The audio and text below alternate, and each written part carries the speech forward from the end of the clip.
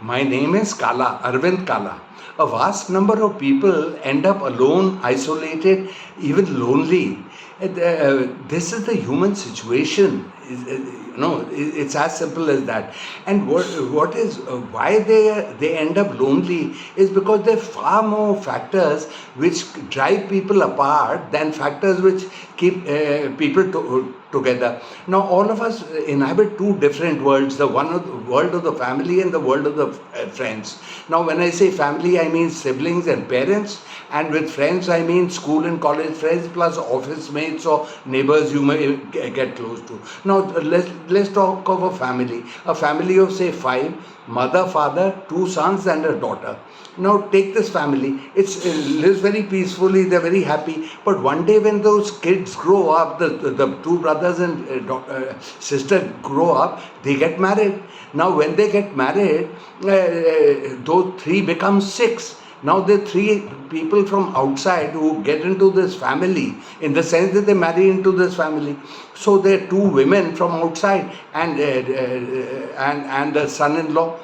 So but they come from a different background, they come from different, so there's a culture mismatch. There's not only a culture mismatch between the family, between those three and the family they're marrying into. There's a culture mismatch between them also. So there's bound to be some. Now when there's a culture mismatch, people tend to misunderstand one another's meanings, and there are other huge number of compensations. Now the two brothers, etc. Now people earn differently. So some become wealthy and others don't. So say one brother has a Wagoner and the brother-in-law has an Audi. Now the brother-in-law with the Wagoner develops an inferiority complex. He's not evolved enough to realize that he has developed an inferiority complex because he's inferior. If he was evolved enough, there'd be no problem. Even if he was evolved enough and he accepted that he had a Wagoner and he is inferior, his wife would not would feel also have an inferiority complex. And then the Audi wife, if she doesn't like the Wagoner wife, will sort of taunt her in some way. In women, it happens like that. And now if the three women, then one is bound to be better looking than the other two. If one is very good, then the other two don't like her. They resent her somewhat. Yeah, they resent her. Among men, looks don't count. Yeah, my good looks have got me nowhere. Among men, only the wallet counts. So this is what it is. But the complications don't stop here. Now it's a question of children. Let's say all three of them have two children. Now the children get into the 9th class, 10th class, etc., and one is flopping and the other guy does spectacularly well. Now the flopper, his parents start resenting the other kid, and by projection her parents, his parents, his or her parents, that they do. So this kind of thing, it carries on, and finally when they become very old, if one boy's wife is very good looking and another boy's wife is lousy looking, then again the thing carries on. These kinds of resentments, they build up and they become huge in course of time. It's all very gradual, very incremental. But there's a lot of bad blood. Bad blood, rancor is contagious, it's infectious. So this is what happens. Before you know it, two brothers are against one another because they're wives or whatever.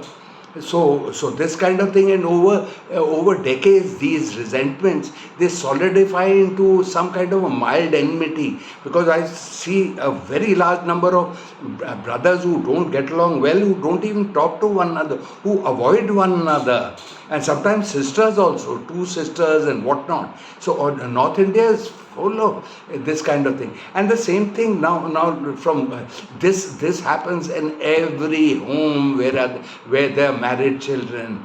By and large, I'm talking specifically of Delhi, where I know of a lot of people, where I know a lot of people and know of a lot of people.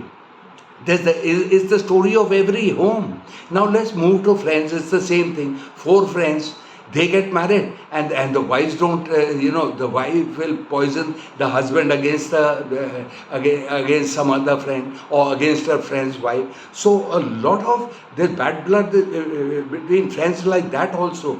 Apart from the fact that there are other factors which drive them apart. I mean, someone goes to Bangalore, another goes to Bombay, another goes to Cochin, another goes to London, etc. So before you know it, if you don't meet people for a long time, then those friendships, school and college friendships, they fade a little, and eventually if the contact remains absent for a long time, then those friends no longer remain friends, and all those friendships just die a natural death.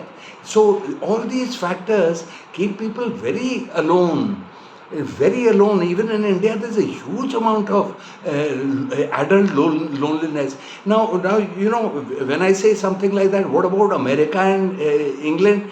It's no better. In America and in England, in every four families, there is one severe estrangement where a child does not breaks off from a parent, or the parent breaks off from the child, and those estrangements last for years and years and years. And their sibling friendship, sibling closeness is virtually absent. So the result is in the West, loneliness has become a medical epidemic.